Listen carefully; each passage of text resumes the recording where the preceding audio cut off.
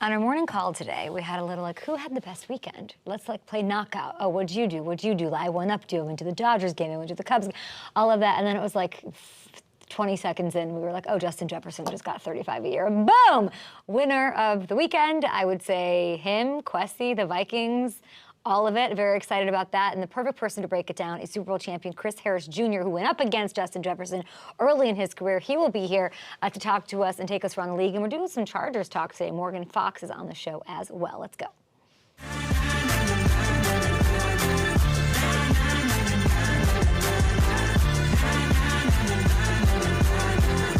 I'm smiling because I like when players get paid. It's the way it should be, and I don't want this to drag on. We had Kevin O'Connell on the show. We're tweeting that. Go to Up and Adam Show, and good morning to you. Did you have a good weekend? Let me know what you did. You can play knockout with Justin Jefferson. Unless you got a check for 35 a year, you didn't have a better weekend than him. Ian Rappaport probably gets checks like that from NFL media, but he's reporting that the Vikings and the All-Pro best receiver in the game, per Emmanuel Sanders, he said it was no contest. He joined a Super Bowl champion last week. Now we've got his former teammate on the show today. Here it is. It is a nice deal. He is now the NFL's highest paid non-quarterback. Sources tell him and Tom Pelissero a mammoth 4-year extension worth $140, $35 a year, $110 guaranteed. Cha-cha-cha-cha-cha-ching. And they did this beautifully. I'm going to give him little hearts right here to Kwesi and to Kevin O'Connell and to all of the Vikings fans for getting this done ahead of mandatory minicamp. No looming cloud. Here it is. The highest paid non-quarterback, as said. He jumps Nick Bosa for that honor. $88.7 million of that guaranteed, which sets a record for non-quarterbacks. We love it. And it resets the market. And to be honest, we were hearing $40 million a year, so this is pretty good. I don't know, not a bad deal for Minnesota. NFC North loved saying, oh, they're going to overpay. 35's okay. 35's not bad. They got it done. He agreed to it. He could have gotten that, by the way, if he hit the open market. He gets security now. He gets to keep the same uni. He gets guaranteed bag action, okay? So the Vikings, what did they get? I don't know, the lock up the best to do it right now for the next 4 years. Look at these highlights. Ooh, worth every penny. Let's go. That's a great grab. Oh, okay. The timing is great for the Vikings. We went over this at nauseum. It is really hard. Okay, we can't focus while watching these highlights. I can't focus on what I'm saying. These are so beautiful. Oh, my God. I miss football. It's less than 100 days. What is it, 90, 85 days or something? I cannot wait. And I can't wait to see him.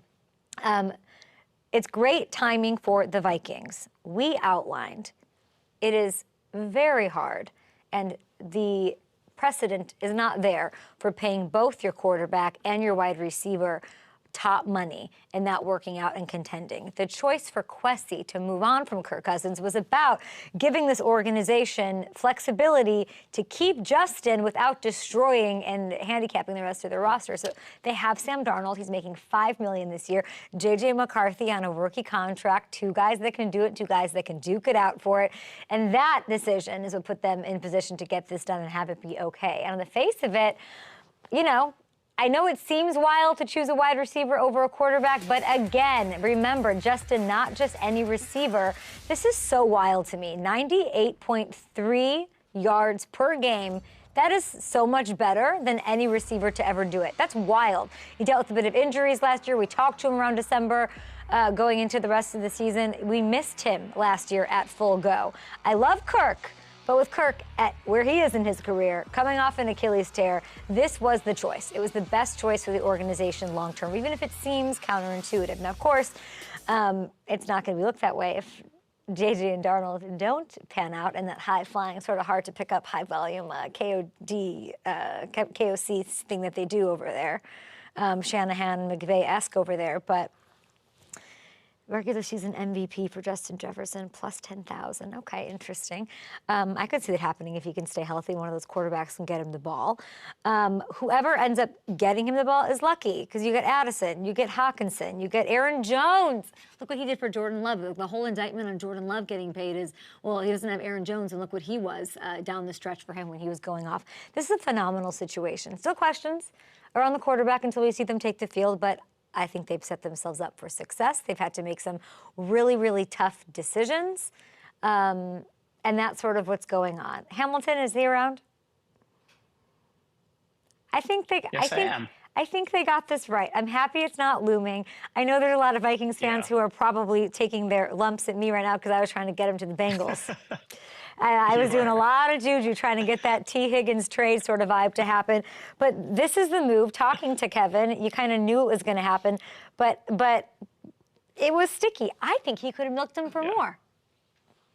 I agree with you, and you're right. If he got to the open market, we probably would have seen it push that $40 million.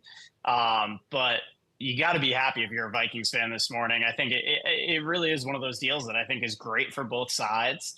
And as you said, I think the way that the Vikings structured this, it allows them to pay him and keep that roster together. It's all going to hinge on that quarterback situation. It has to work out. Otherwise, we're going to look back at it as a mistake. But I think, without that benefit of hindsight, I think this is what the Vikings had to do going forward to put the organization in a healthy spot. I wonder, what does it mean about what Justin Jefferson feels for a Sam or a JJ? Or do you think reading all the context that we've had over, weeks, months, since last year, really, when we spoke to him, I remember I was in Cabo in December, and he was so giggly and whatever. But it was, why didn't you sign your paperwork? How much does a quarterback and who's throwing you the ball feed into that? Did he know it was him or Kirk? So was he happy to see Kirk go because it meant that he was going to get his back? Does he think, his numbers are going to be does it show anything about how he feels and how much faith he might have in one or both of those guys? Or maybe even just his coach? Yeah, that's a great question. And you're right. With the coaching, we saw how much Kevin O'Connell even unlocked another level to him, got him that Offensive Player of the Year award in his first year with O'Connell. But I wonder, too, if down the stretch, seeing what he was able to do with Nick Mullins and the rotating cast of quarterbacks that they had, it made him realize, hey, I'm going to get my numbers no matter what. So it may not necessarily matter as much who the quarterback is, but I also know with him, I'm sure he wants to win. He wants to contend. So I'm sure seeing the plan in place, we have a veteran Darnold, we have a first round quarterback. Yeah. One of those guys is going to pan out. Like, let's go win this thing. And then it's like you wake up this morning, we're having our morning call and we're like talking about how amazing this is because we're so excited for Justin Jefferson. And then if you're like Brandon Ayuk waking up, and if you're CeeDee Lamb waking up, and if you're their representation, and if you are their respective teams, how hot is the fire this morning? What does it mean for the guys that are seeking deals over the next hour, 2 hours, 24 hours? Mandatory mini camps kick off tomorrow. I believe 10 teams kick them off. And it's going to put pressure on these teams to figure some of this stuff out. You got the Vikings, Niners, and Cowboys, like I said, with those, respective wide receiver studs, not at OTAs. Are we seeing them this week? Are they skipping mandatory minicamp? That gets into sticky holdout territory. That is not voluntary anything. So every player gets fined like $100K for sitting out. Jefferson setting the top of the market, hopefully, I would think, catalyzes, gives a little Red Bull action. It's like taking a Celsius and then going for a run. Like, let's get this stuff done. And it should be an exciting couple of days. Yes, 10 teams at mandatory minicamp right now, which is funny, within the next 24 hours, which is great. And it's not just the receivers looking for new deals. The Dolphins start tomorrow, and Tua is waiting on an extension. That's interesting. And he was sporting a new look. Did you guys see this? New look at a meet and greet that got plenty of attention this weekend. What were we just looking at? What was that? Are we saying that that's Tua? You guys, that's not Tua.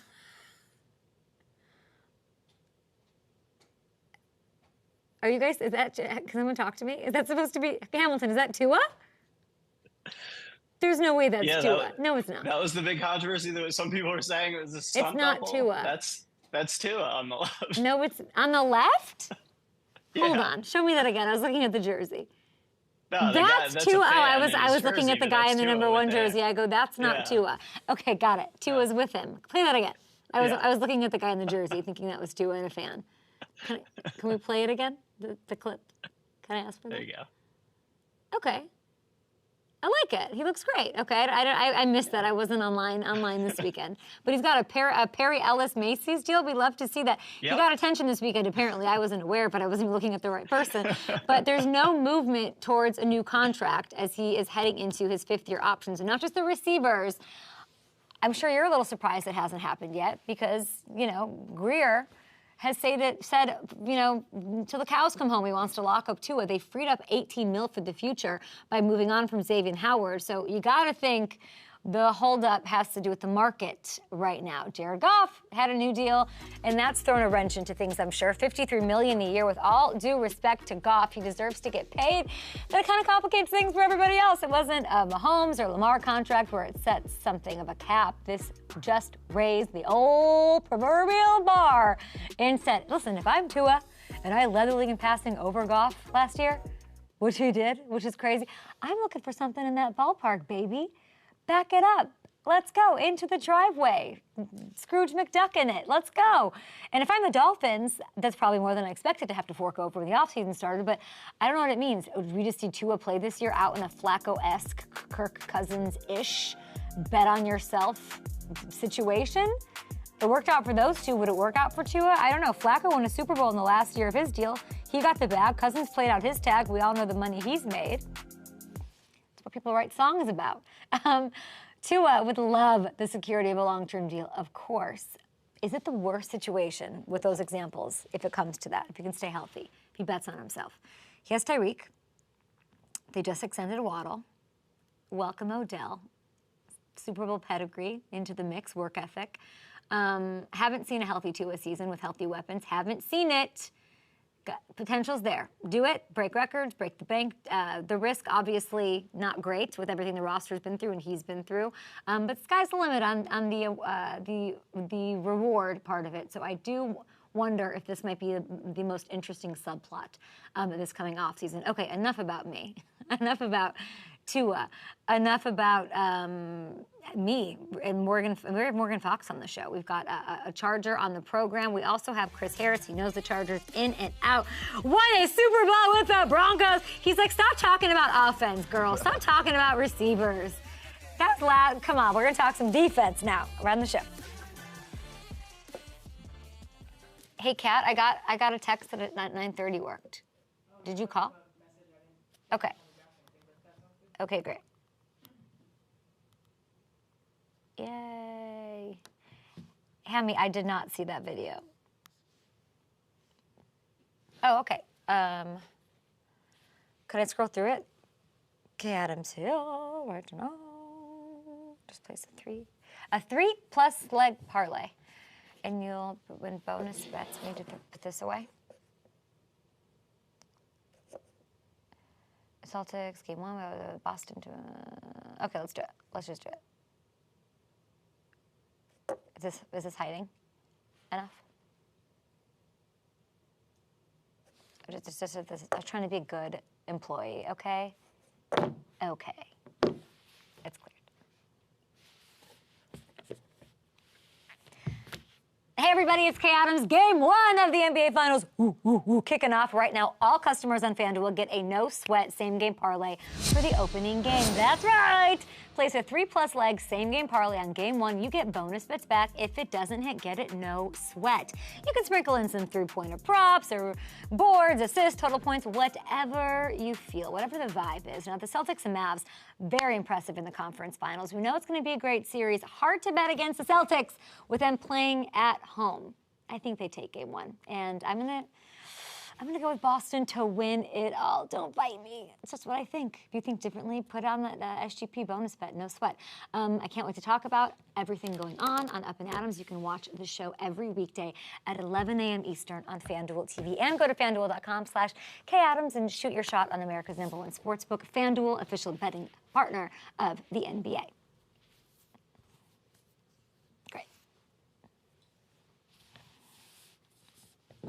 That's right, YouTube. I'm going high on the Celtics.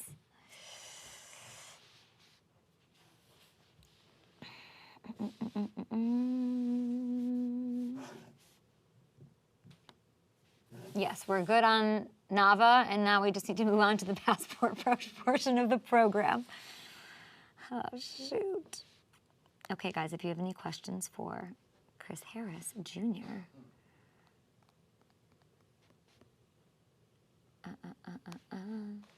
No, I literally thought they were trying to say Tua was the guy on the right, Hamilton. Not okay.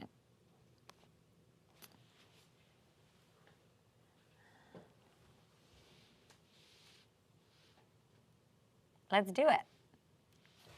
I'm excited.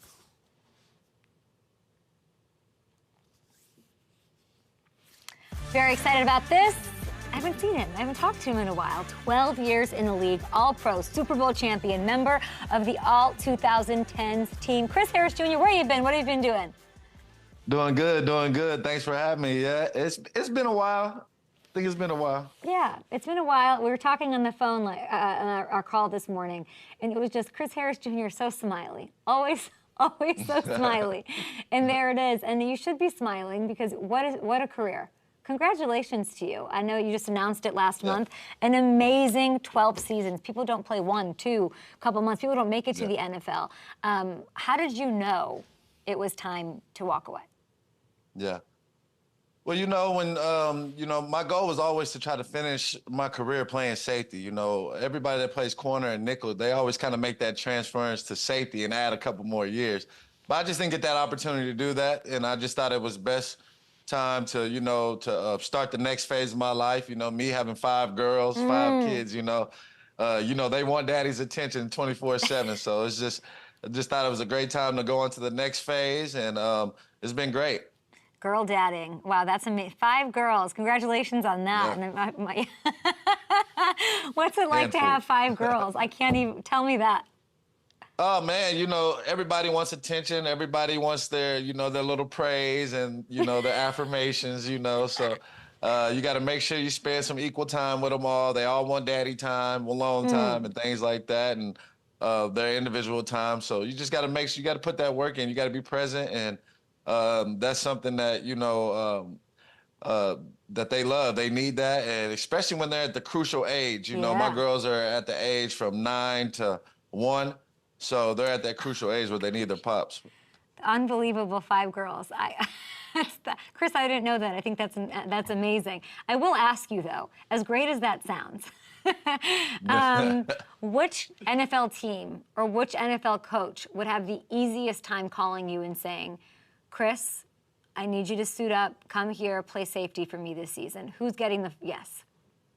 Oh man. Definitely, I could go play with the Eagles. They already have a veteran secondary. I know Fangio's system. I can learn it really fast. And if he's added anything new, and then having veteran corners, so I definitely think I could go up there and fit with those guys. Also, if they need some nickel work, go in there and play some nickel work. But I think that would be a good fit. Chiefs, of course, them already having all the pieces, just going in there and being that last piece in the back end, I definitely think I could help there. So, it's definitely some places for sure that definitely could use a veteran presence. Maybe Houston, maybe get somebody that has a vet back there with those young boys. So there's a couple of places where I definitely think I could definitely make an impact. I know I can still cover these tight ends. So it's just, if I got that call, I might have to pull out of retirement for sure. I think you better go hide because you can't. You just said you'd go play for the Chiefs, Chris Harris.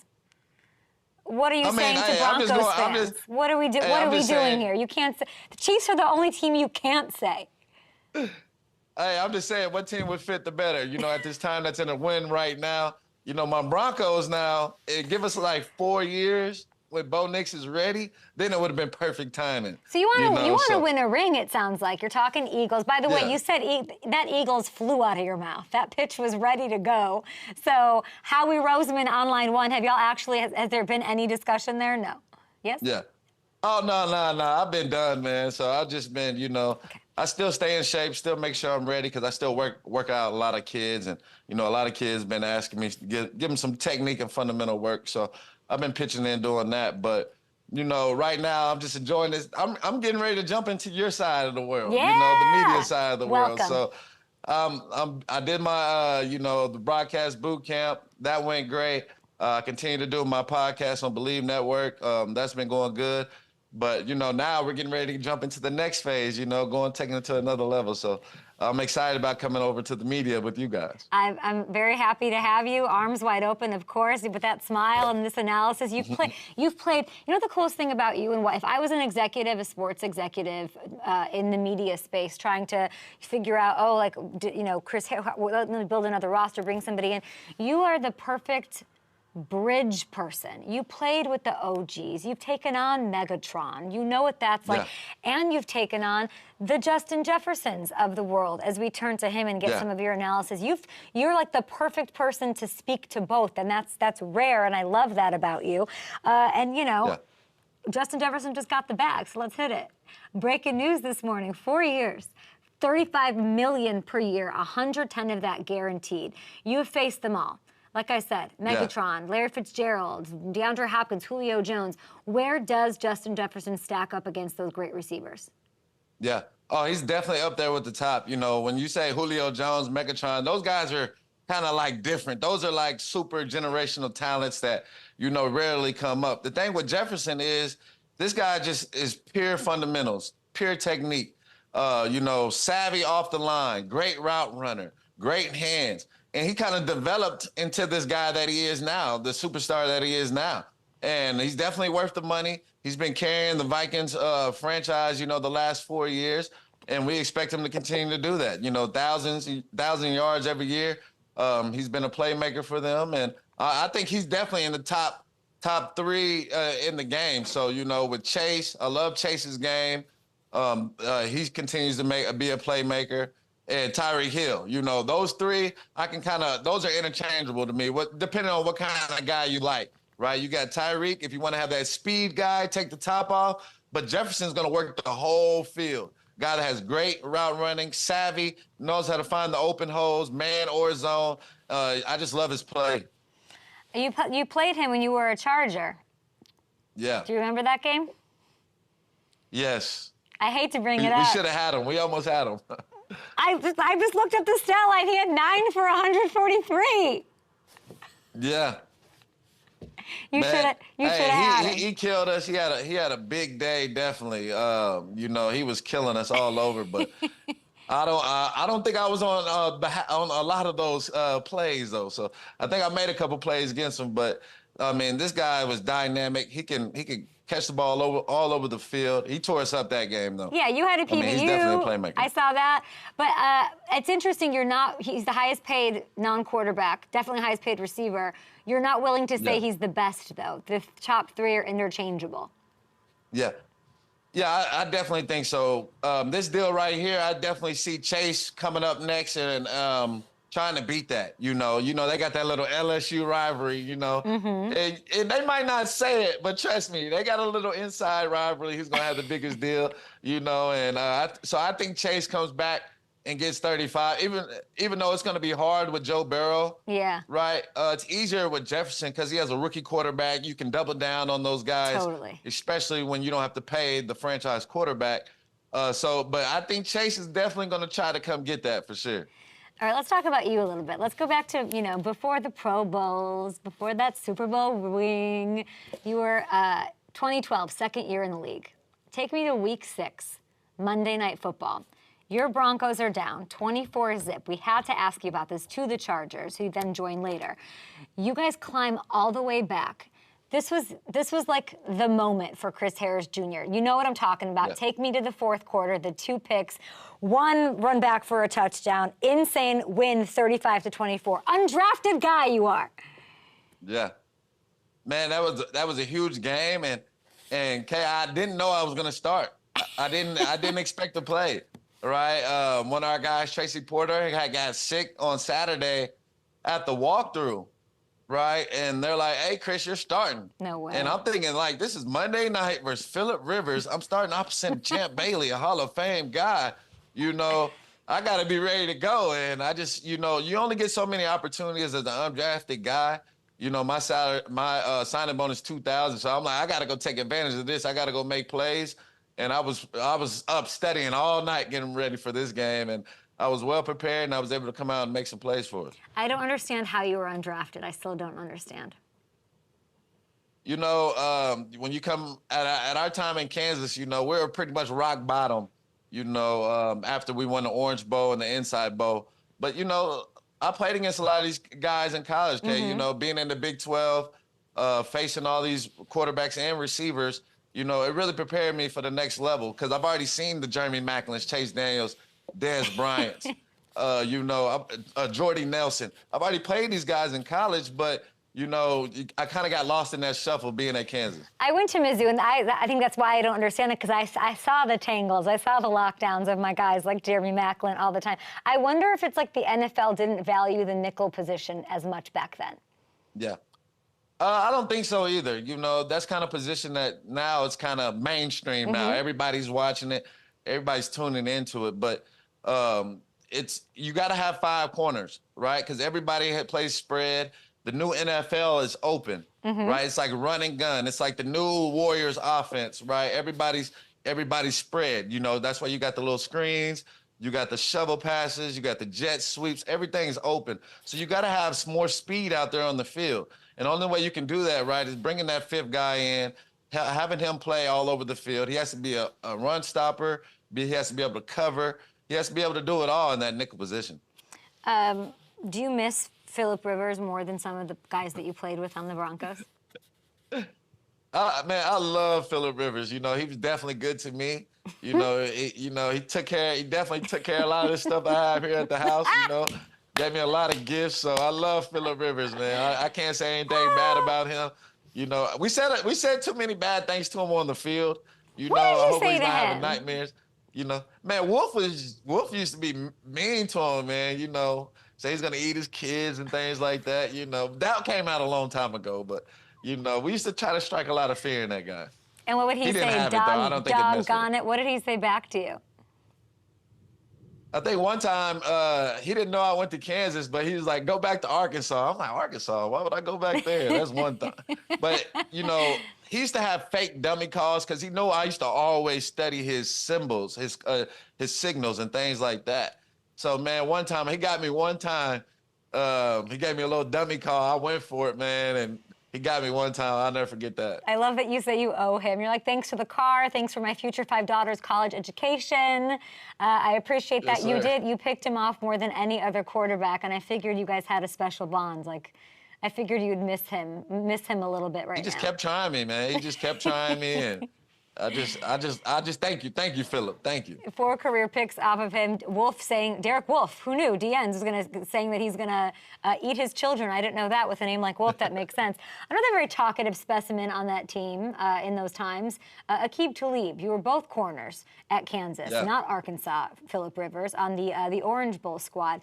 Then you reunite in Denver. You win a Super Bowl. You become all pros. It's the no-fly zone. One of my favorite things to ever exist in my fandom of the NFL. Give me your best story of you and Aqib. Man, Aqib, that's my big brother. I'll never forget going into Kansas, 17 years old. I'll never forget trying to get in the club, trying to get in the party. I'm young. Aqib's like, "Oh, go, let my youngin' in. So that's just how Aqib is, man. He always took care of me in college, all the way up until even when I got into the league, just being that big brother.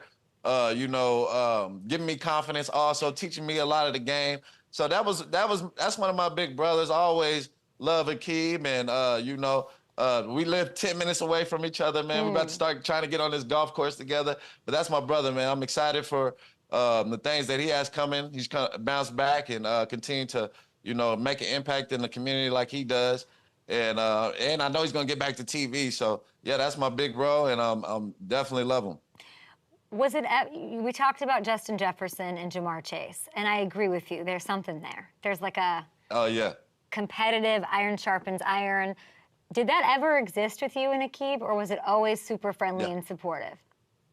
Oh no, we always competitive. Even in college, we want to be competitive, right? Who's gonna have the most picks? Who's gonna have the most PBUs? Who's gonna have a pick 6? It was always competition, and I think that's what drove the no-fly zone. That's what made us who we were, having competition with Roby, Talib, TJ Ward, Darren Stewart. We are always competing every practice, right? Every day, putting money in the pot. Who's going to come out with the most picks today in practice? We did that all year. And I think that just gave us that competition edge. And when it got to the hard times in games, we were like, it's nothing. Somebody's gonna make a play. We can count on it. And we always had that competition, and that's what makes us better. Best corner duo in the league right now. Ooh, the best corner duo. I'm gonna have to go with the Cowboys. I like Bland and I like Diggs. Hopefully he comes back healthy. I wish they would pick up, Steph back. I think that would complete their secondary, having another great veteran. I think he was good for them. I also like, let me see who else. I think I'm going to go with them. I think I'm going to go with the Cowboys. I like the Jets, Sauce Gardner, Reed. Those guys are solid. This is definitely, we need some more duos out there. We need some guys. There's a lot of teams with just one solid guy, right? Last year we had X and we had Jalen. That was nice. But there's not too many duos out there right now. I mean, and then when you're an Eagle and you're joining those, corners, you'll get to probably, you're talking about the Cowboys so nicely, you'll probably get to hang out with who? CeeDee Lamb quite a bit, huh? Oh, yeah, because, of course, CD plays that slot, and he's killing guys all over the league in that slot. But how would you do against CeeDee Lamb right now? Oh, if I was in my prime, I would do great. I would do good because guys like him never really gave me trouble. It was mainly the Tyreek Hills, those guys that are blazers, 4.2s out there, So I don't think I would have an issue, prime strap, versus CD. I don't think I'd have an issue. Of course, he's definitely a great player. I'm not saying he's not going to catch the ball, but I don't think I would have a problem with him in my prime for sure. I mean, you have Slay there, Bradbury's there. You could come in and say, listen, Howie Roseman, I will mentor out of Cooper DeJean. Oh, yeah. And then he might say, oh, that's why we paid Darius Slay and Bradbury, But you got to say right now that you could lock up CD right now. None of this in your prime stuff. Let's go right now. I can lock him up right now, Just be able to put me up there on the field, That guy averages 10 catches, 12 targets. Let me cut him to 5. Let me see if I can do that, Just Let me see if I can bleeding. make half those. Yeah, let me just see if I can cut him, trim those receptions. Listen, you bring championship pedigree wherever you go, even if it's a TV set, if it's on the field, maybe a playoff situation. Who knows? I know you're keeping yourself in shape for whatever might be ahead. You and these Broncos, epic battles against Tom Brady in the playoffs. So fun to watch. I remember being at an AFC Championship game when you guys beat them in Denver. Yeah. People say Arrowhead so loud, and it was so, people were just jumping up and down, and the whole place was shaking. It was one of the most memorable experiences I've had in the NFL. On your way to Super Bowl 50, but you also faced Mahomes twice a year. Okay, not only with Denver, but then again with the Chargers. So I'm curious, who gives you more of a challenge at your position, Brady or Mahomes? Yeah. Brady was kind of like that teacher, right? Because I came in the game young, so Brady was already in his prime. He was Brady, So Brady was kind of that guy that taught me the game on the field, right? How to cover in motion, putting me in stacks and bunches, hiding the guy, because he used to hide Welker, hide Amendola, behind sticks, and I would have to fight my way through it to be able to cover those guys. Putting Gronk in motion, being able to move guys around. That was Tom Brady. He taught me the game on that. Going against Mahomes, Mahomes will play you solid all game, and then at the end, it's the fourth quarter with Mahomes. He hits you with those backbreakers, right? It'll be 3rd and 10, 3rd and 20, and then he'll run for 20 yards. Right, that's the things with Mahomes. He has the legs effect to it that's different than Brady that he can add to the game. Right, he can make all the throws. He can throw on the run. That's the difference with him and Brady. Brady couldn't really throw too much on the run, but in the pocket he's A+. But a guy like Mahomes, he can scramble, he can throw on the run, and he makes those crucial plays in the fourth quarter that just kills you. Right, that just kills the defense. You got him pinned down, and he just comes out and always scrambles. Yeah. I don't know how they let him do it every time. You got to stick with your man so much longer. That's got to be so annoying. Yeah. You got to cover longer with Mahomes. right? That's an extra 2 seconds, 2 or 3 seconds with this guy. That's not fun. And it just kills you, especially as a DB. And then you got to line, especially when they had Tyreek Hill, right? That just was, it was really cheating, right? I'm glad the NFL broke that up, you know, because that was no telling what they would put up now. Not like they needed him because they just won the Super Bowl without him, Chris. That's why you want to play on that team. You want to make all the Broncos fans so mad. Hey, I think you can't make everybody happy. That's one thing I've learned. I've learned in the NFL, we can't make everybody happy. You know, I think everybody was already mad at me anyways for going to the Chargers. No, So playing for the Chargers is a different animal. You going and playing for the Chiefs would be like a dagger in the heart of Broncos fans everywhere. But I could see why you'd want to play with Mahomes, not against him, because you know, all that running around he does makes you have to work hard. It's just not fun. It's just not fun. I totally get it. It's an easy job. Yeah. It's an easy job. How hard of a job was it going up against Peyton Manning? Like, was it annoying to face him in practice? What? Fun? Yes? No? He was amazing at practice, right? If we're playing in a raining game, Peyton's out there. He's dipping his hand in water, the ball in water. He's getting ready for all the effects on the field. You know, the elements, right? Peyton was just super prepared, like all the time. He got me better at coming out of my breaks, right? When you play defensive back, you have to be able to come out of your breaks at the top of the route. Where say if it's a comeback, you got to be able to come back fast with that route. And the thing about Peyton was the ball would already be out of his hands before the guy even makes his break, and then bam, hit him in the chest, right? I never seen a quarterback that was so perfect on timing. The receivers had to be exactly where he wanted them to be. And if they were there, the ball was going to hit them in the chest. He threw the most catchable football, right? A lot of these quarterbacks that you see, they're always talking about, oh, let's just throw it hard and, you know, and try to throw the ball through guys' helmets, you know, through their face, right? Peyton, no. He's going to make the easiest catchable football. Okay, you can catch his footballs. They're so easy, right? To mean? You don't know. I could go out there and route some fools up. You don't know. No, we had Emmanuel Sanders, your former teammate, on last week, and he said it was like somebody dropping a roll of toilet paper into your hands. That's what he said. Yeah, perfect example, right? And it's just so easy. I mean, it was such easy to pick off too, right, Kay? Because you know he's gonna have one of those little slow, touchy floaters coming, you know. So I definitely love getting Peyton in practice. And it just made we try to get him right every week, you know, get him ready in the season. He got us ready, so it was always back and forth. Yeah. And that's what made us better. Before I let you go, I got to ask, you know, you and Keenan, a lot of this, and then y'all had to play with each other. What's the relationship these days with Keenan Allen? That's my guy right there, man. So now, you know, he'll pick me up every once in a while on 2K. He'll hit me up, hey, Strap, you know you want to run with us. So that's my guy. We came close definitely in L.A., just going through all the battles and, you know, just mutual respect there. I was definitely one of my rivals every year, having to go see him and Phillip. And, you know, when they had Gates, you know, those guys were tough every week. It was fun going against them.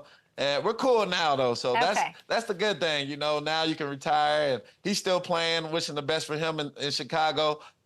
He did tell me Caleb Williams is the real deal, so I got some scoop on that for sure. Say? He said he's the real deal. Oh, that Caleb is? Tell me, what did he say? Oh, he said he's the real deal. He expects big numbers from him for sure, make a lot of plays, so he's excited. Let's go. Well, that's good. It's just good to know that for all the GMs and everything out there that, you know, Matt Eberflus could call you and say, hey, we need some help at safety, and Keenan Allen wouldn't keep you away from joining Chicago.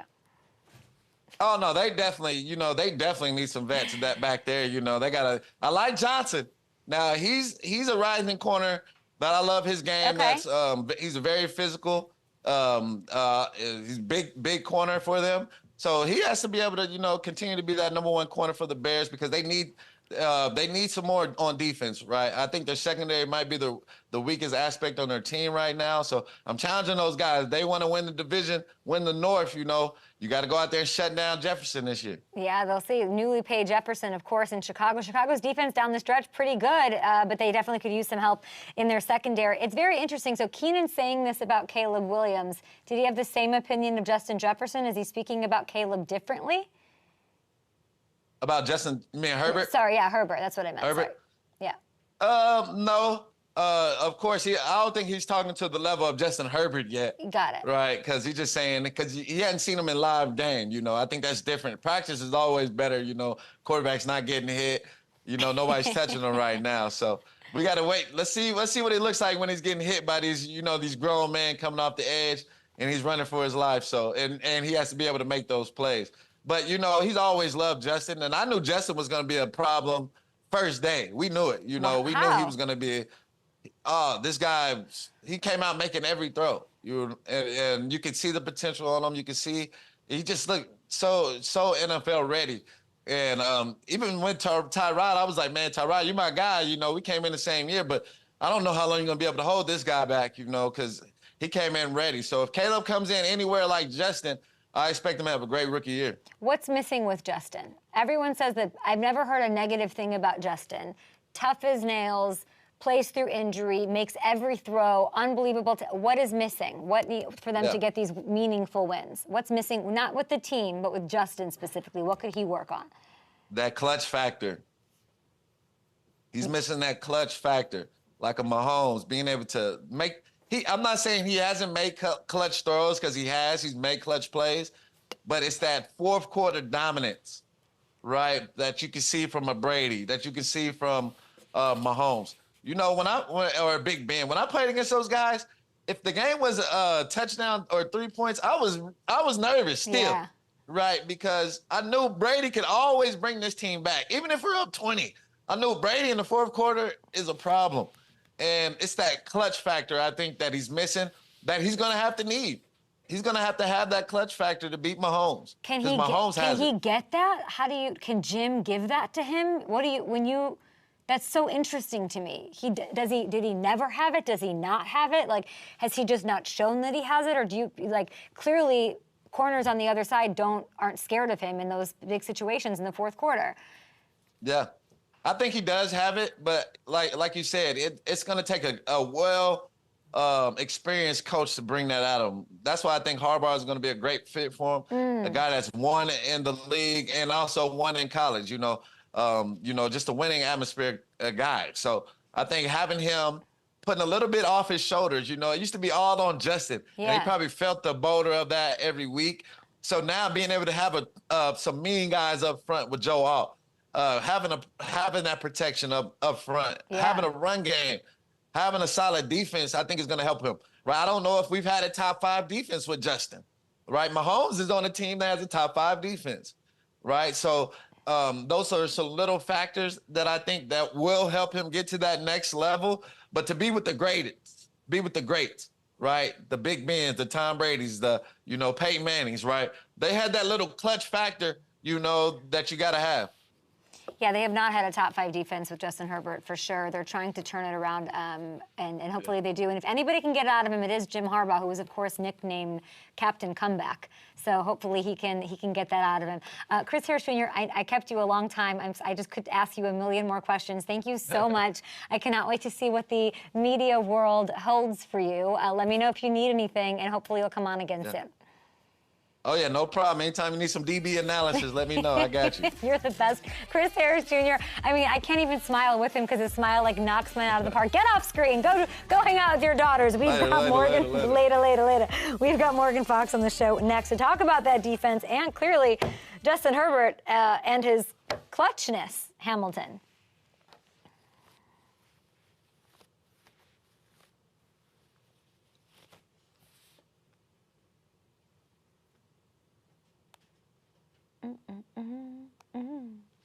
Okay, clearly Hamilton, I need him to go to the Eagles. He was ready. He was ready with that. He was wound up. A little too ready with that. You got to be like, I only think Philadelphia is kind of cool. Instead he was like Eagles, Fangio. Eagles. Yeah. He had all the reasoning already, everything. He picked Super Bowl ready teams, which I think is the move. Oh, for sure. Him and Keenan being friends is cute. That is really funny. It's funny how what he's an saying arc. now it's not on Justin's shoulders, and I think the whole argument is like, no, it is more on Justin's shoulders than it ever was because of these receivers leaving. But then it's like clearly they're just changing everything, and they're going to balance the F out of this Yeah. offense. Yeah, because if it's more about defense and more about the run game, he's thrown. I remember you pulled up the stat a few weeks ago. Like he's thrown more than any other quarterback over the last couple of years. Mm-hmm. He's had more on him than anybody. So that's the argument too. That balance actually, helping him, even if the receiving core isn't as good, just having a balanced offense could unlock another level in him, Well, even if the stats aren't quite the same. Morgan's going to have a lot to say about that. I wonder if he was listening to Chris talk there. Yeah. Good point. But Chris had lots of beautiful things to say about Justin. Like he knew he was going to be a problem right away. Yeah. But he gets so much shit, He really does. It's gotta translate. You just gotta shake the. It's the same, like Kirk Cousins-y. Yeah. And that's where like he's got to have the opportunities to play in those big games too, which it's a team game, it's about everybody getting him to those, to those moments where you can have those opportunities. And he's had a few of them for sure. But the sample size is smaller. So we'll see. I think he's going to be playing in a lot more big games soon. I do. I like the direction they're headed. I mean, if it's in Jim, right? Got so much on Jim. Yeah, it really is. I'm excited to see what Morgan has to say about it. A lot of Chargers talk. Let's do it. 10 seconds to go. Let's go. Let's go. Let's go. I can't remember the last time I talked to Morgan. He might have been a Panther. Can't remember. No. No. Next guest, a Super Bowl winning defensive end heading into Morgan, 9 seasons? Is that true? Yeah, it is true. I keep telling everyone 8 because I was on practice squad for a year and I was hurt, but it's 9 as much as I don't even want to say it's 9.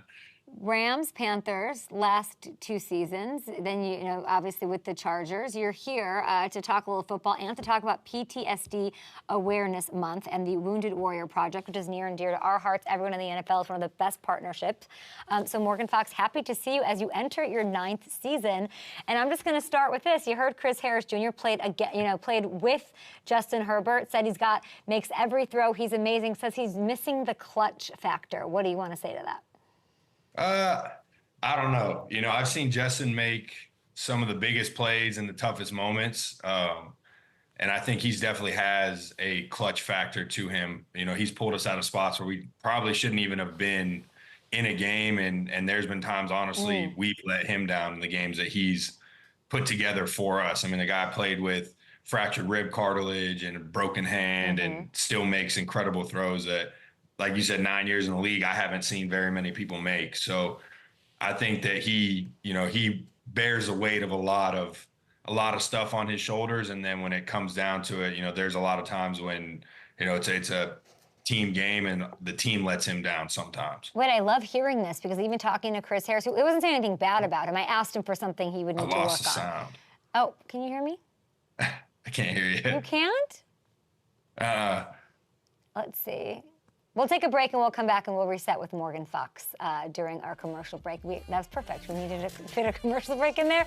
And there it is. I'll hang out on the YouTube comments, guys, as we try to get Morgan Fox back. And I will say this, Hamilton, if you can hear me. I should have Chris Harris on the show weekly. He was very good.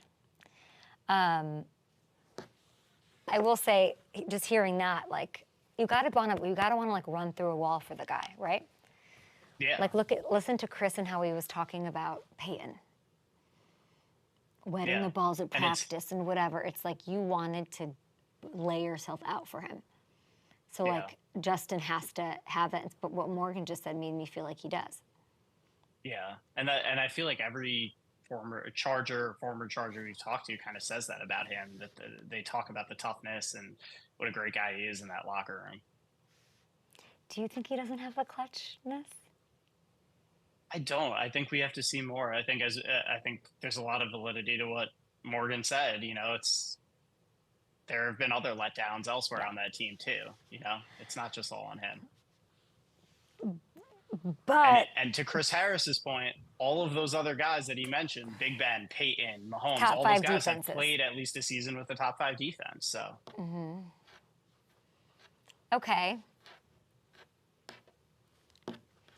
But it meant a lot to hear a Super Bowl champion, been through adversity, played with Peyton Manning against Mahomes and Brady, say, I was scared shitless if we were down a touchdown, a la Niners were afraid of Mahomes in the fourth quarter. Yeah. And if that doesn't exist with Justin, that is a meaningful, that's what he's saying. That has weight to it. Yeah, and But that's it's a just question a that narrative. he's going to have to answer. Yeah, answer the question. I love that for him. Yep. And it should rev up his teammates, you know? Oh, yeah, for sure. He's going to get his I opportunities. love that Keenan is saying that he's like the real guy. 20 minutes away. Okay, that's fine.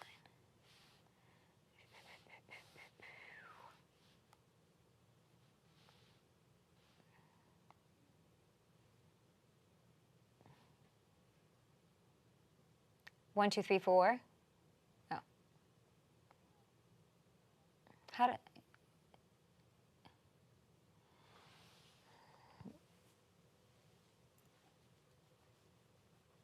I would bump up to the, I would have Eric restack that so you get the sponsorship first.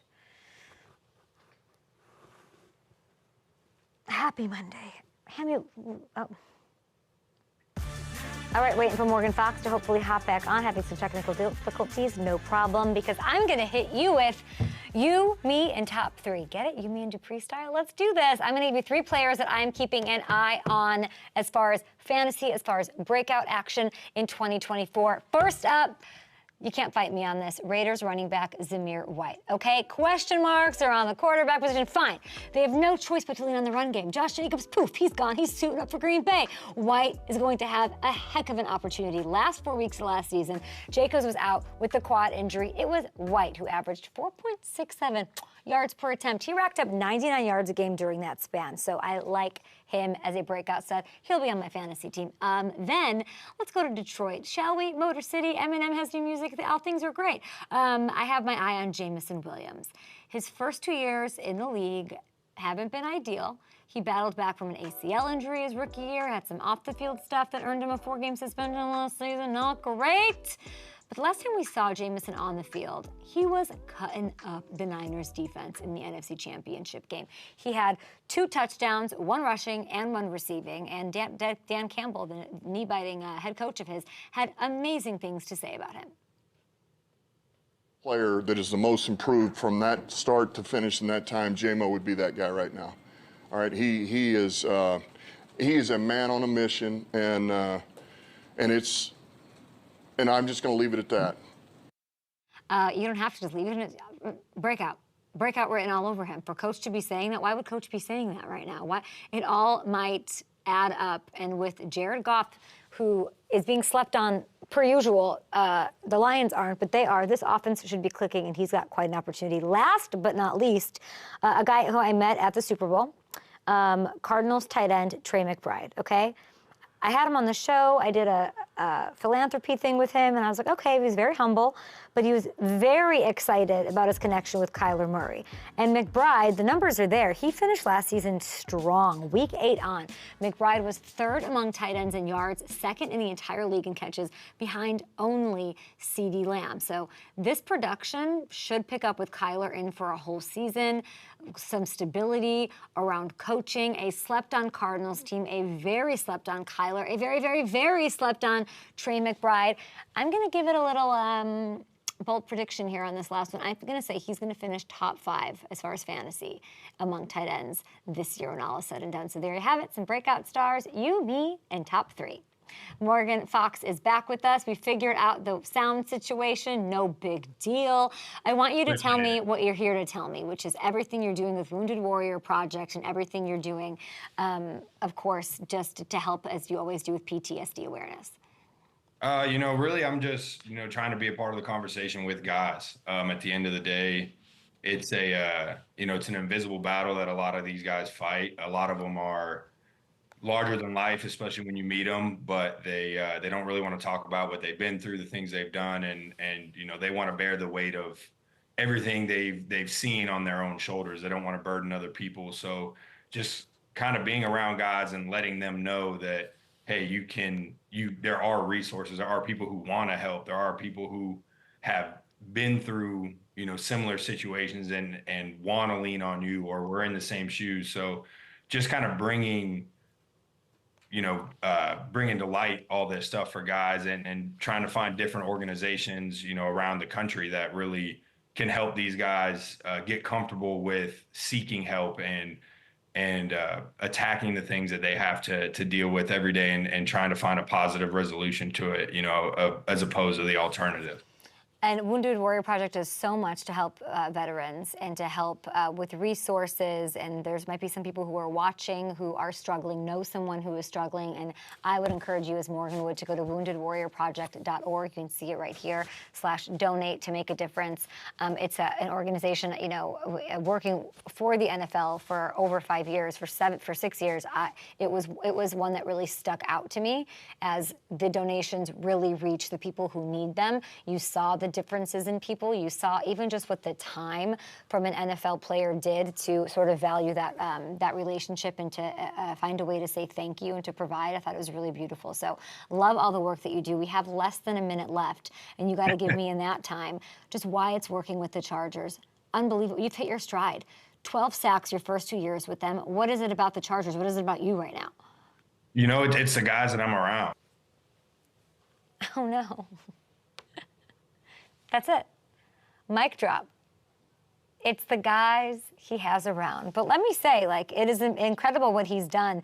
He's had great work other places. I think he's going to work himself into more work, of course. They got a matchup with the Panthers, by the way, week 2, which he'll bring some juice to as a former Panther. But most importantly, all-around good guy who's going to do anything he can to let Justin Herbert and co. succeed in the opportunities he's given. Morgan Fox with the Chargers, big appreciations to him and to the gremlins on Zoom that weren't allowing that to happen. We'll see you tomorrow.